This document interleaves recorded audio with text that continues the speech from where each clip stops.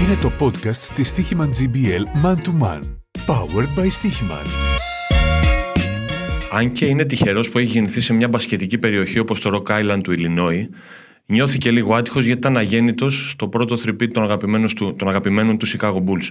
Ωστόσο, έχει δηλώσει ότι είναι ευλογημένος επειδή ο πατέρας του φύλαξε κάποιες VHS κασέτες του Michael Jordan, ξυπνώντας του και τον μπασκετικό του έρωτα.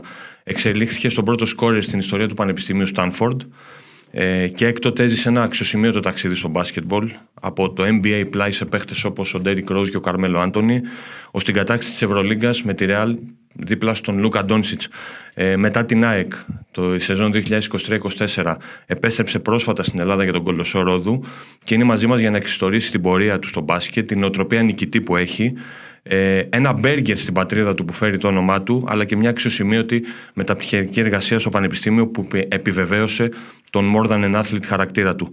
Φίλες και φίλοι της Stoiximan GBL, είναι το Man to Man Powered by Stoiximan, το πετυχημένο podcast της Stoiximan GBL, που μας φέρνει κοντά στους πρωταγωνιστές του αθλήματος που αγαπάμε. Και σήμερα φιλοξενεί τον Τσέισον Ραντλ. Jason, thank you for being here with us. Thank you. It's an honor. How is Rhodos and your new team? It's been good so far. Adjusting to life on the island and to my new teammates, new situation, but been enjoying the process. What's your first impression from the Greek Basketball League in your second stint after AEK? Yeah, competitive league. You know, a lot of talent within the league, and every night you're going to get, you know, a great game and a great chance to test your limits and your team. The best memory from AEK from that season 2 years ago? The best memory. We had a lot of great memories, especially the practices, just pulling up to the gym, to the arena with the players and building relationships in the locker room and, you know, winning games in both BCL and GBL. If I counted correctly, Kolossos is your 22nd professional team. After 11 years of pro experience, 5 NBA teams, more than a dozen teams overseas. I read a quote of yours in AEK that you don't play for popcorn and candies. So is that leadership something that comes natural for you? I believe so.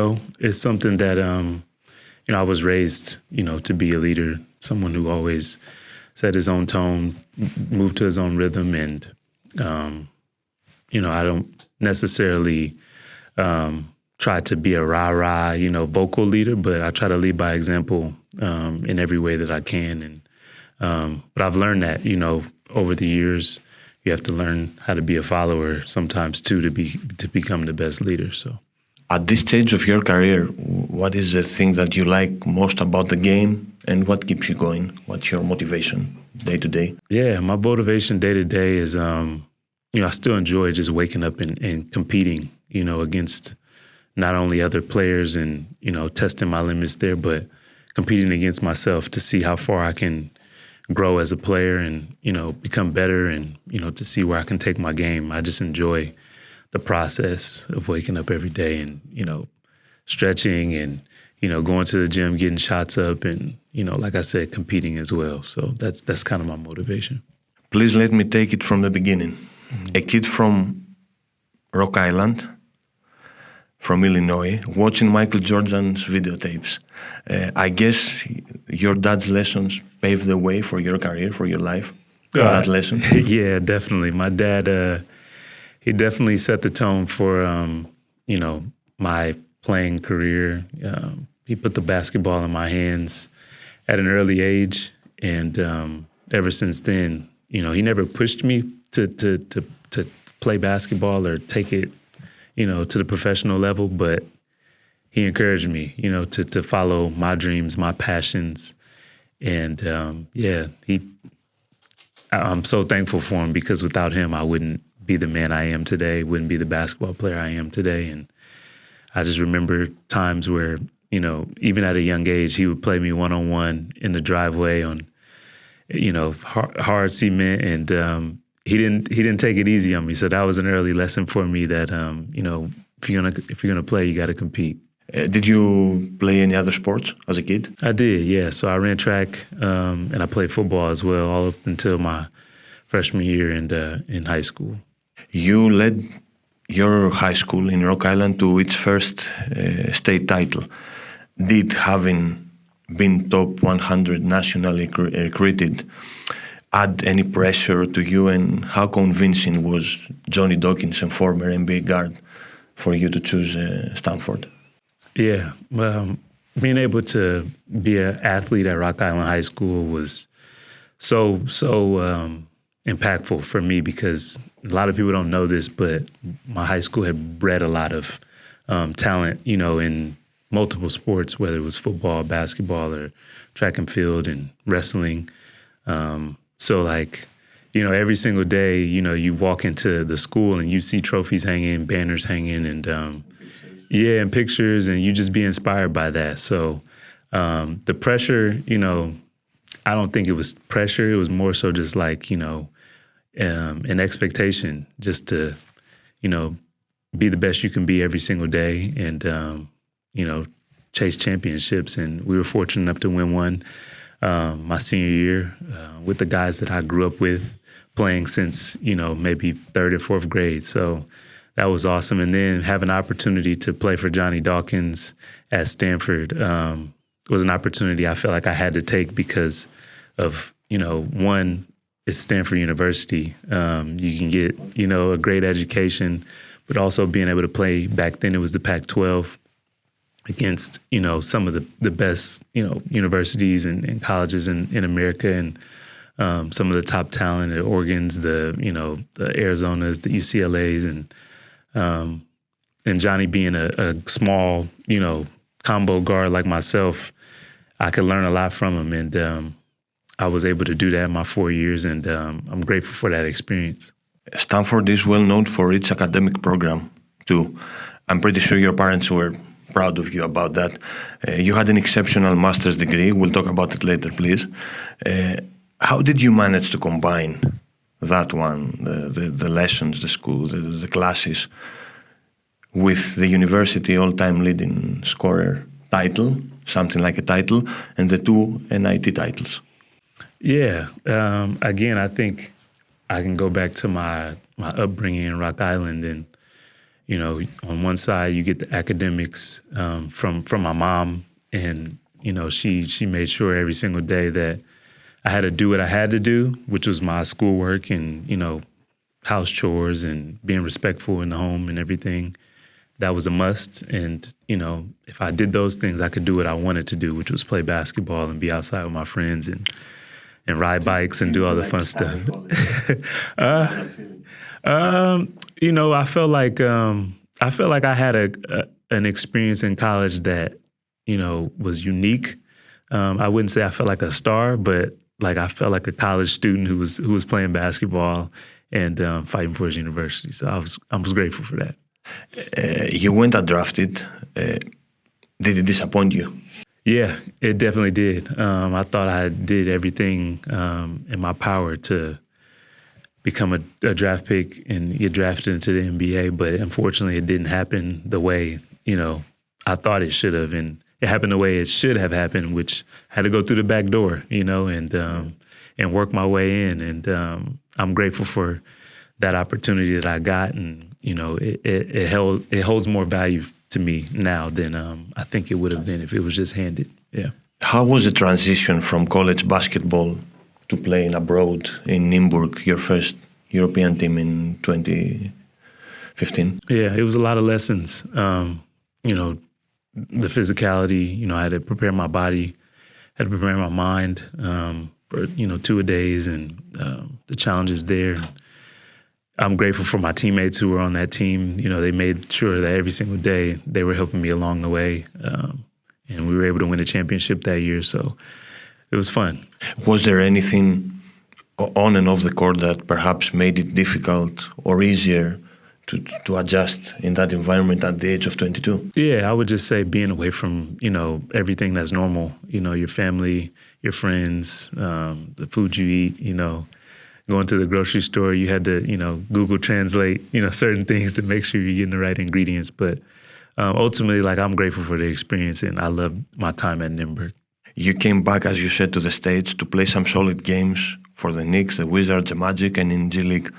Did that European experience help, mostly mentally, that grind in your mind for the next NBA contract? Yeah, definitely. That first year playing overseas, it turned me into a pro. Like I had to do a lot of things and learn my routine, learn my body, both on and off the court to prepare myself to play in the NBA. And once I got there, I was able to, kind of find my groove. So yeah, it helped. Philly, New York, Washington, Golden State, and Orlando. Which was the more Czéisson city? New York City, for sure. Yeah. Why is that? Just because, like, in New York, like, it's such a big city. It's a city where dreams are made of, and, it's the Big Apple. So it's a lot of lights. It's action. But at the same time, you can disappear and just, fall into, the crowd and disappear a little bit. So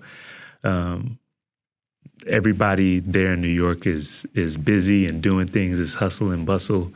But at the same time, like I said, you can kind of fall into the mix a little bit, and people don't really care who you are or what you got going on.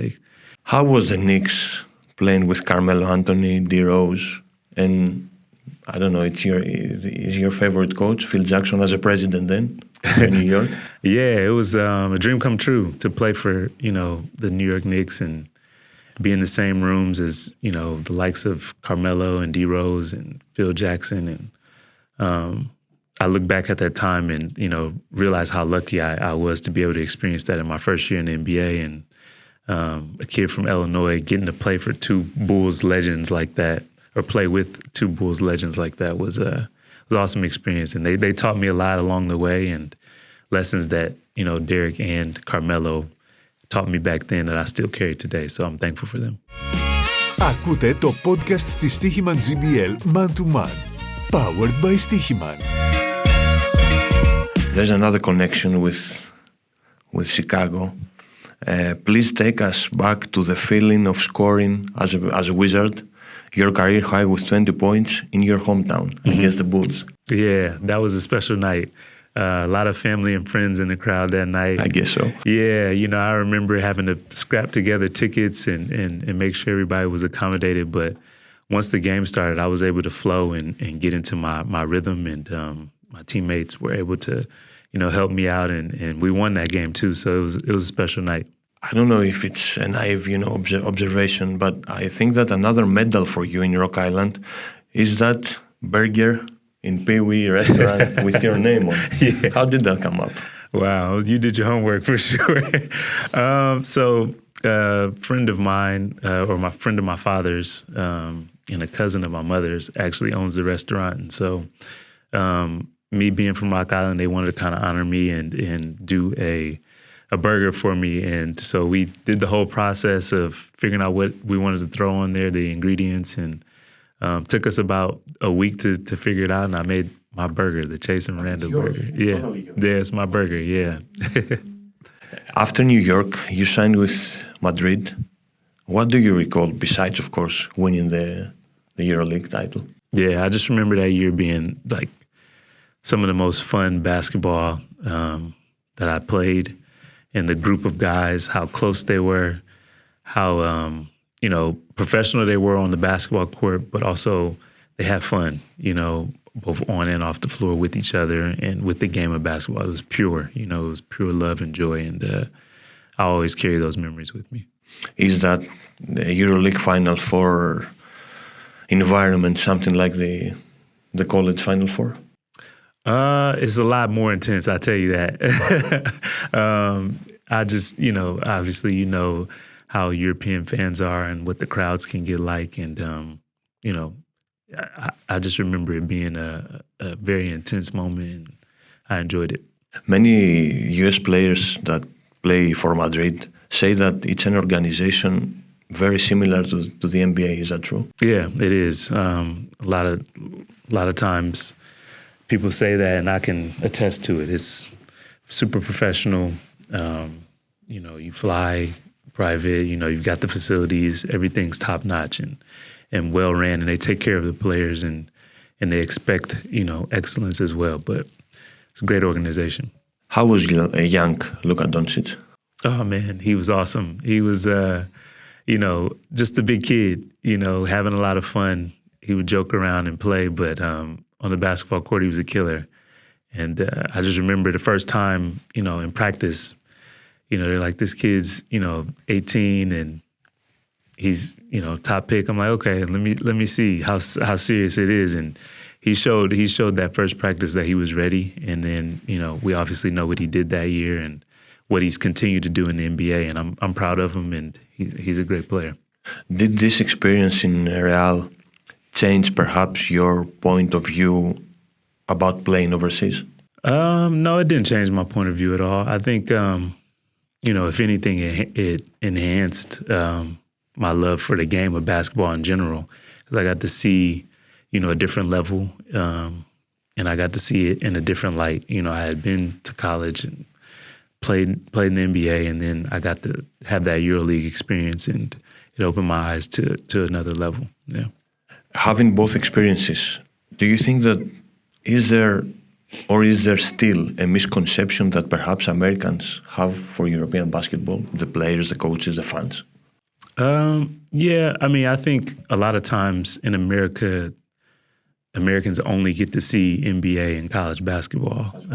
Just so like the time difference and all that is, people don't know. There's a lot to be known and studied, but I think it's growing, and I think as the game, continues to grow here, as people kind of get more informed, I think they'll learn that, European basketball is serious and it's a lot of fun and very, very competitive.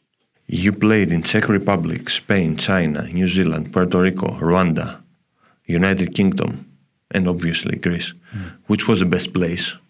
Oh, that's a loaded question, man. I don't think I could choose one. All of them were awesome, man. I had some great experiences in each one of them. Have you tried, to connect to the local cultures? Is it something that perhaps helped the game for a foreign player? Yeah, absolutely. I always loved when teams would have community events and allow us to, interact with people of the community and learn from, people who, are fans of the club or, immersed into the culture. So anytime there's an opportunity to do that, I'm for it, and I'm excited to be a part of it. Who was the best player you shared the floor with, and perhaps the most difficult opponent? I can't answer that question either.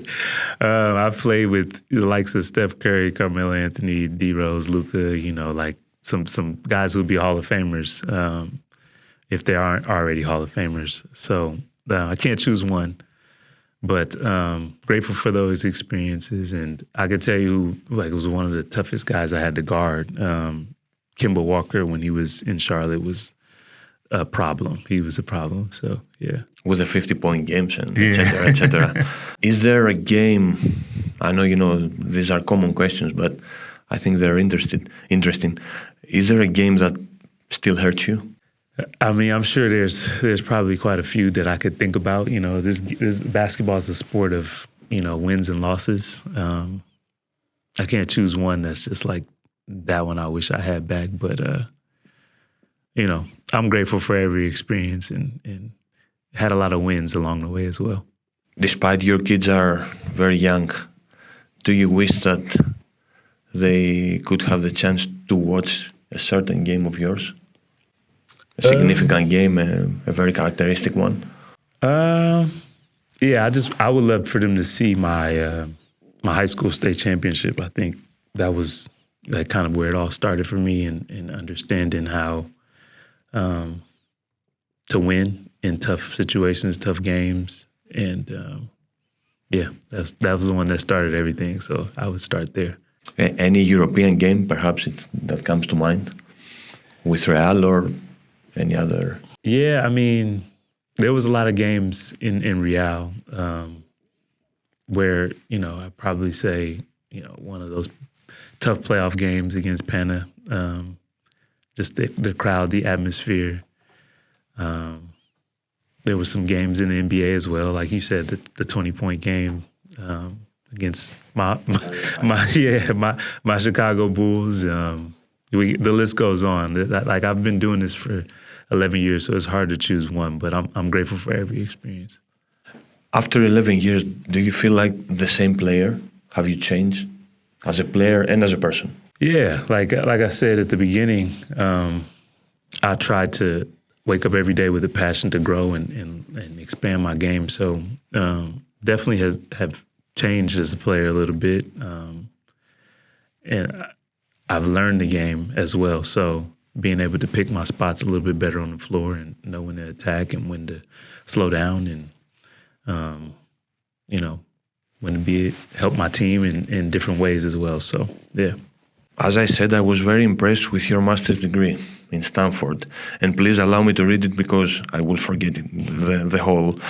It was about race and inequality in criminal justice, right? Mm-hmm. How did Coach Harley Miller, if I read correctly, lead you to visit the inmates of the Scott County Detention Center in Davenport? And how did you approach these kids? Yeah, so Coach Miller was a coach for me back when I was in the 8th grade, and that team actually went undefeated, and he taught me a lot of life lessons. One of the most important ones was just being able to give back and inspire, someone. So when I had the opportunity to go in and, talk to the kids and who were in a tough situation there,